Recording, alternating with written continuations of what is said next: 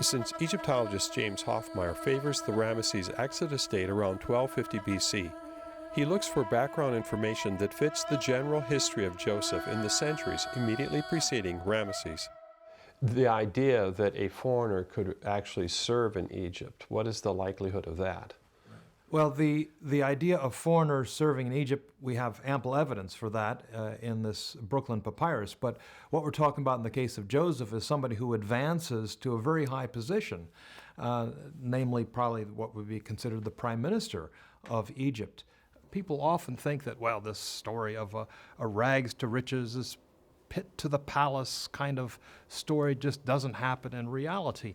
Well, we do have a case, and the tomb of this man was only found in the mid to late 1980s at Saqqara, the necropolis just outside of Cairo. The French archaeologist Alain Zivy discovered a tomb, a series of tombs, covered over in sand, but one of the tombs was that of a man named Aper-El. Aper-El is not an Egyptian name, it's a Semitic name.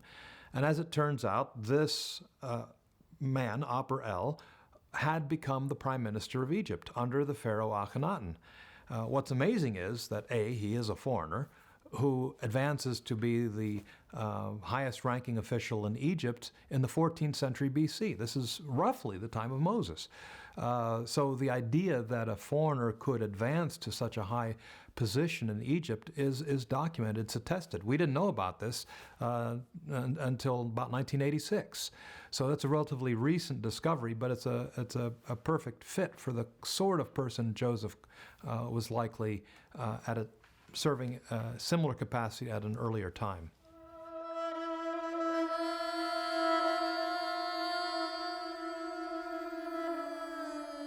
Charles Ayling favors an early Exodus date around 1450 BC.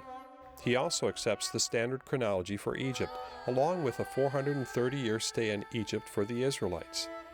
This would put Joseph into the Middle Kingdom's 12th dynasty, but a few decades earlier than David Rowe would place him.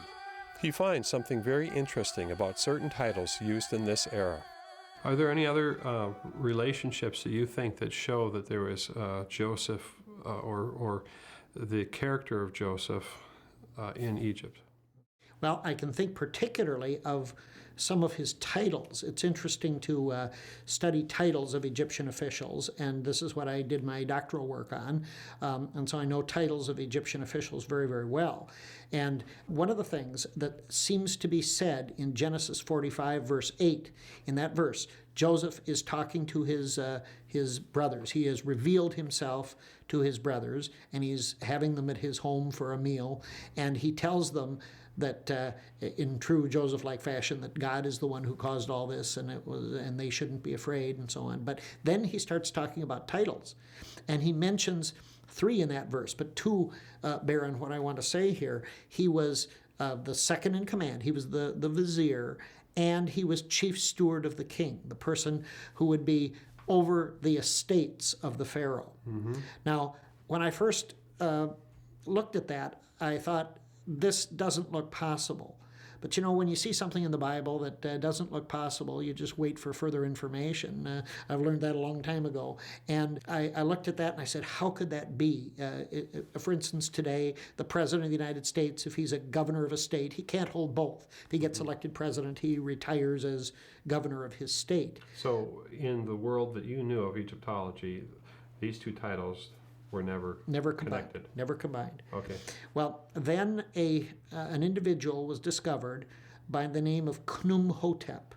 Now, Khnum-Hotep is a member of a famous Egyptian family. We know his parents, we know his brothers and sisters. He is definitely not Joseph. But this man, Khnum-Hotep, dates to the 1800s BC, the period in which I would date Joseph. If one accepts an early date for the Exodus and then goes back in the years of the sojourn of the Hebrews. An earlier date meaning what? Meaning 1400 BC for the time of the 1446 actually for the Exodus. Okay. So going back 430 years from that point, we come to the great Middle Kingdom period of Egyptian history. Now that's where Khnum-Hotep comes from. Now his tomb is located right next to the tomb of his king. His king was the great Sesostris III, major king of the 12th Egyptian dynasty. Well, anyway, in that tomb of this official are his titles. Now, incidentally, when the French first excavated this, it was back in the 19th century, and any archaeologist was interested in his treasure to take back to the great museums of Europe. So they didn't even bother to look for inscriptions. And in fact, when the New York Metropolitan re-cleared this tomb fairly recently, they found over 100 historical inscriptions in the French garbage heap.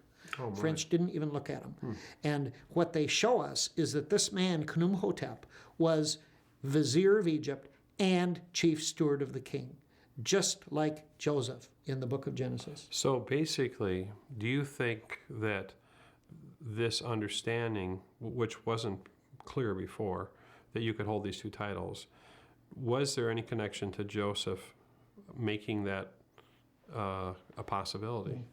I would think so. And of course, it's supposition on my part, but my theory would be this, my reconstruction would be that Khnumhotep was perhaps the successor of Joseph, that King Sesostris made Joseph the vizier and chief steward to handle the unique problems of the famine and all of that. Then Joseph did so well that the Pharaoh said, let's try it with the next guy after Joseph retired, and gave the same titles to this man. I think it's too much of a coincidence to look at the only two examples of this in all of Egyptian history being right together at this time period. So I think Joseph held both of those posts in the Egyptian government.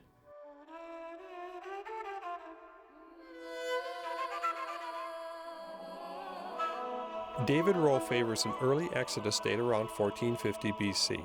He also proposes a large shift for Egypt's timeline that would align 1450 BC with the end of Egypt's Middle Kingdom.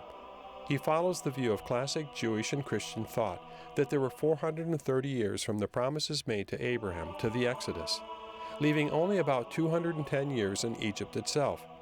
This would put Joseph late in the Middle Kingdom's 12th dynasty. If Joseph was so important in Egyptian history, why doesn't he show up in the records? I think he does. Really? Yeah, but you've got to look in the right time for him. If we look in the Middle Kingdom, the period of the 12th and 13th dynasties, we find a very famous vizier called Anku. Now this Anku built granaries. We hear about the granaries of Anku, okay? Lots of Semitic children are named after him. They're called Anku. Okay, so he's a very important character and he seems to be a Semitic person. So in the book of Genesis, we're actually told the name that Pharaoh gave to Joseph, his Egyptian name. Yosef or Joseph was his Semitic name, okay, but he had an Egyptian name as well. And that name is Zapata-Meza. That's the biblical version of it. It's a little bit garbled, but it looks like this. Za-fen-ath. That's the first part. And then the second half is Apanea. A-pan-a-a.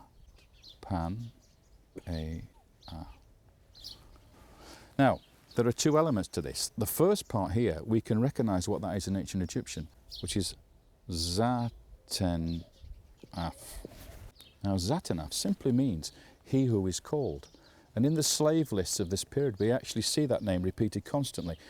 The Semitic name, he who is called, the Egyptian name. So they give their slaves Egyptian names. So they name their Semitic name and they say, he who is called, then their Egyptian name. So that's all that means, he who is called. The key is understanding what this is in Egyptian. Apanea. Apanea. And we think it is Ipi or Apa, Anku. That is how Ankh is pronounced in ancient Egyptian. Aneach. Aneach. Okay. So the name is really Ipi Anku. That is Joseph's Egyptian name. So that's what Pharaoh called him. Now Anku, that name there, is the name of the most famous vizier of the period. This is the vizier who built the granaries. The granaries are named after him. They're called the granaries of Anku. And I think that is Joseph. So help me with this connection. This Anku, is it related to this name up here? Yes. Apanea or Anea is the same as Ankh. Okay, it's the same word. The U on the end, or Anku, simply means he who lives. He's the one who lives. And you remember the story in the Bible when Joseph comes to Egypt, his father Jacob thinks he's dead. He did, He thinks yes. he's being killed. So when Jacob comes into Egypt and he sees his son alive, he says, my son is alive. So Pharaoh says, I'm going to give you an Egyptian name, the one who lives. Oh, Yeah? yeah. So that's how the connection works. So he knew of Joseph's story. He knew, of course he knew Joseph's story. He was the guy who employed Joseph to save Egypt from the famine. Okay, so he gave him a name which suited this fantastic miracle that the son was still alive. So you've seen a connection here with the biblical name in the Bible and this Egyptian vizier or prime minister who built these granaries. Yeah. And he was well thought of, and people named their children after him. And his name is Anku, which in Egyptian means the one who lives.